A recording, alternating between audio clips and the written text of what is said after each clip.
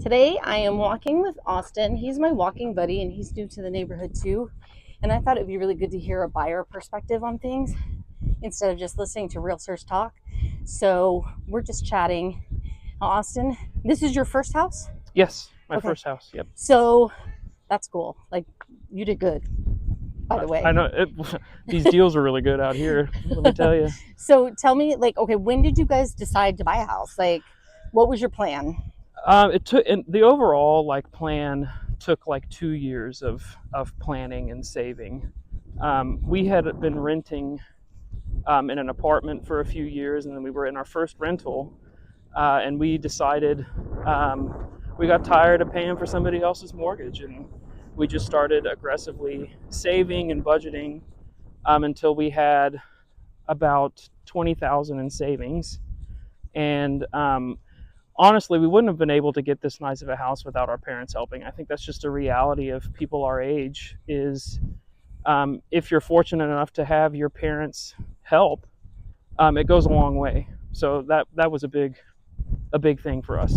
So tell me this. So your parents helped.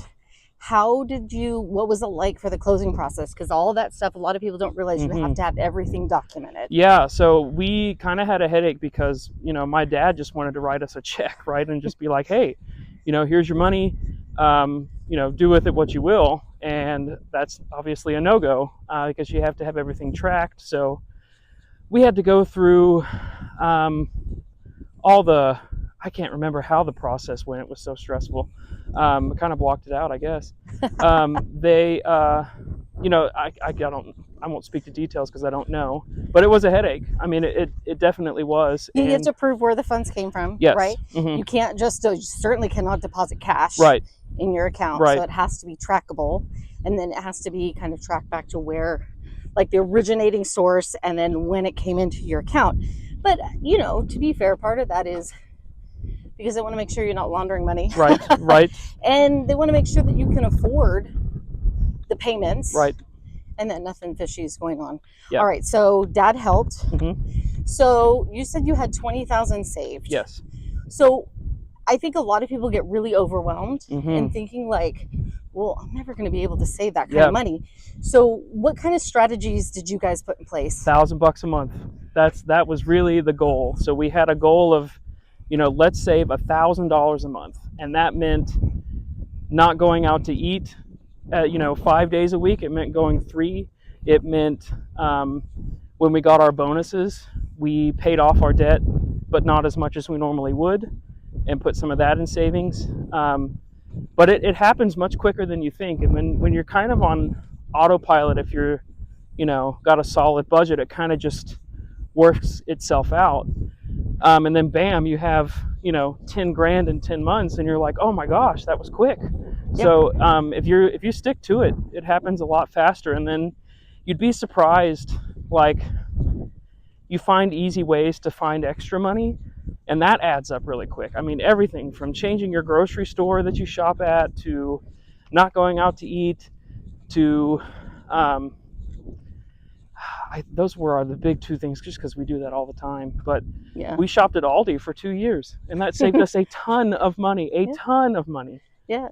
And we're not even we don't even have Aldi as a sponsor, right? And you just got to bag your own groceries. That's cool. All right. Yeah. I mean, it's not so bad. So now when you go to close, how much did you have to use toward closing? Like, you bought new construction. So obviously you've got some builder incentives. Do they help with closing costs? They, like I said at the beginning, the deals out here are incredible.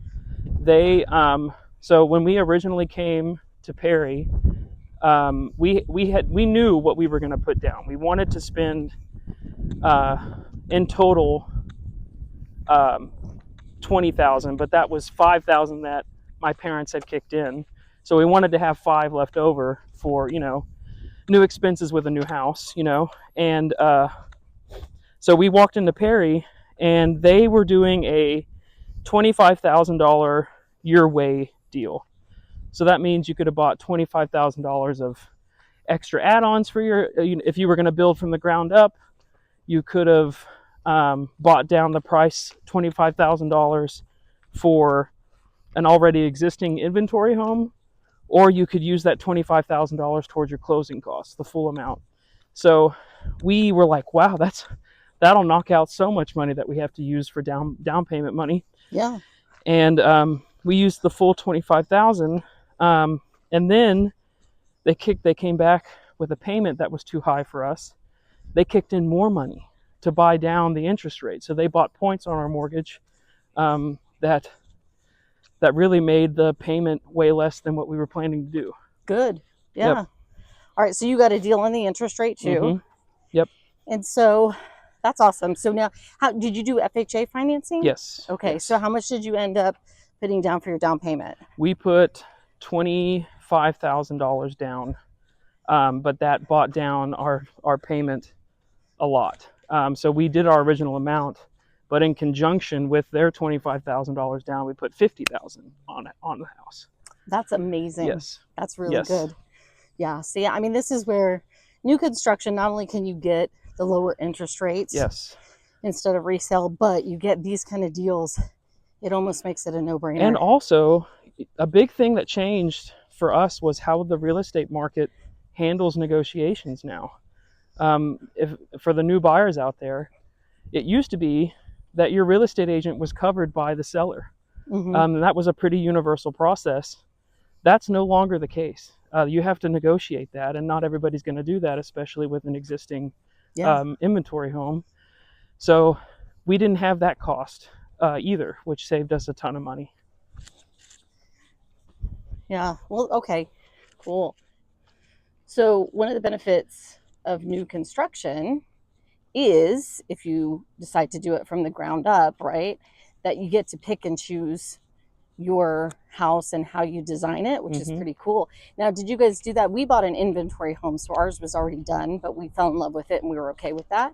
What did you guys end up doing? We did an inventory home as well. And honestly, at least the builders out here, all of the inventory homes look great. Yeah, they're beautiful, right? They're beautiful. So, I mean, I don't know if I could have done it any better. I probably would have spent more money we didn't have, so I was kind of hesitant to do the from the ground up thing anyway. That's exactly what my neighbor said too, because theirs was an inventory, and she was like, yeah, my husband wouldn't let me build from the ground up because he knew I would just add a bunch of stuff. And now that I'm thinking about it, we actually talked to another builder out here, and we were going to do the ground up with them, and we wanted the extended patio, and that would have just blown everything just for the extended patio. So we're like, well, we're just going to have to go with an inventory home. And those are typically, if they're sitting around for a while, they are well into most people's budgets, or they're willing to negotiate. I mean, we knocked off a lot of money just by asking, and the buyer or the builder said,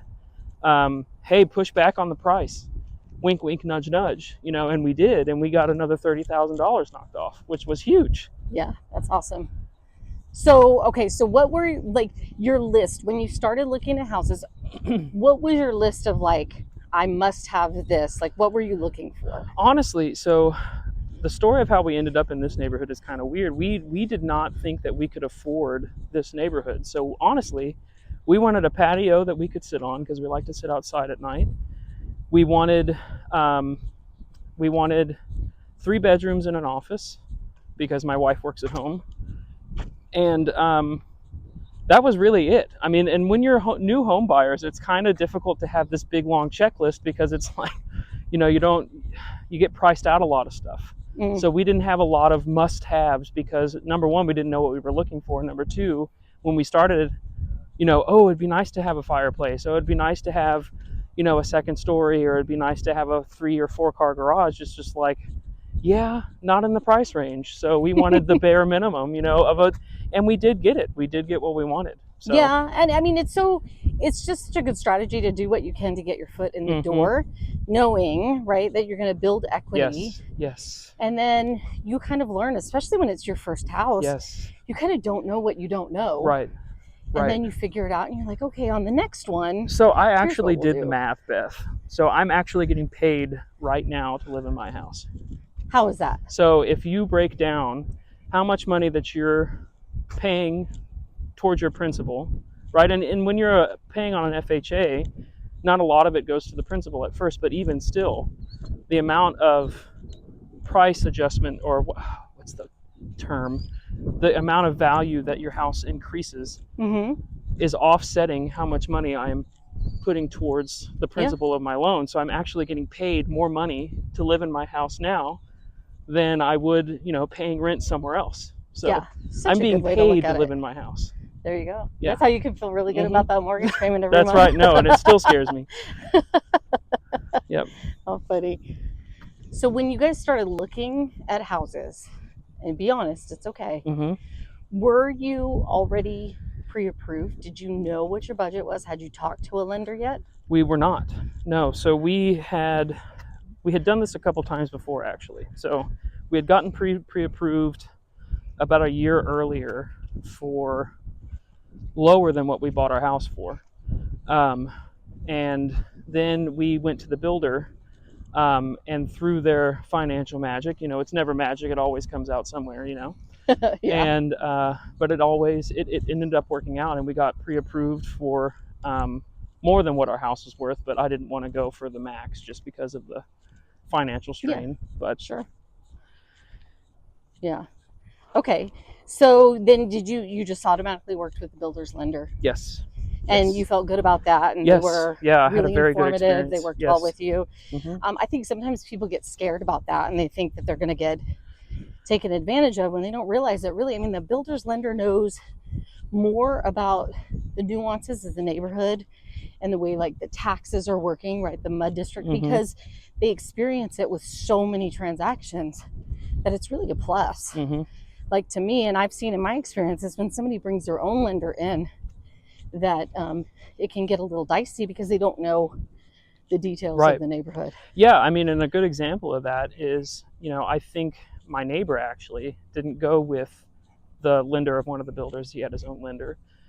And the way that his payment was structured on his house didn't calculate the full value of his house. So he was still paying property taxes just on the plot of land under his house, not with the house on top, which is a huge difference. And you end up with a large gap payment at the end of the year, thousands of dollars in owed taxes. Yeah. So the lender we worked with the builder, was very upfront with that. Like, you're going to pay more, but you won't have the big balloon payment at the end. Yeah. Yeah.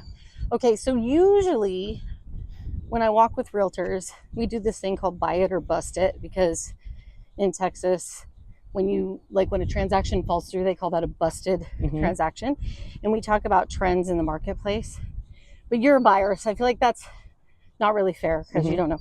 But what I want to know then in replacement of that is, what is your favorite feature in your house? My bathroom. I have to have a place where I can shut off at the end of the day, and my bathroom is like a spa. And I love I come home from work, help my wife put the baby to bed, and then go take a shower, and I'm in total zen. Nice. Yep. Okay, so is there anything, you love your house, we know that, it's okay. But is there anything that you're like, next time I'm going to be a tougher negotiator. So I think as first time home builders, you just want to get in the damn house. And it's hard to accept that the builder and the real estate agent you're working with want to put you in a house. They're getting paid to do that, right? So you have every incentive in your favor that you should negotiate as much as you want and be hard about it. See what you can get, go farther. And I wish I would have done that. Yeah, but we all learn, right? Yeah, and you still, exactly. Like you said, you're getting paid to be in your house. You exactly. Get a great deal. No, That's and good. Again, love my house. Would not change any decision I have made. So there's no feature that you don't have right now that you wish you had. Come on now, there's got to be something. You didn't even know if you had poles on your cabinets. That's true. I love a wood burning fireplace. It's hard to find in a new house, but that was something I really wanted. I've always wanted it since I was a kid. I never had one growing up. So yeah, I wish I would have had a wood burning fireplace. Okay. Yep. All right. We love to cough. Yep. Well, in Texas, we only light the fireplace, I think, 3 times during the year. So it's true, though. You know what? It's your best friend when there's a hurricane. Yeah, right. And nobody has power. Exactly. Your fireplace is going to keep you warm. Everybody will be over at your house. All right, cool. All right, well, I say I put you on the spot today for our walk. Yeah. But this was fun. Our walks are always fun. So thank you. I wanted everybody to hear a buyer perspective. So I'm really excited that we got to do this. All you new millennial Gen Z home buyers, go for it. Go for it. Make the leap. Do it. There you go. See, they're straight from Austin. All right. Well, thank you so much. And everybody out there, I hope you enjoyed it. Please be sure to like and subscribe and share it with your friends.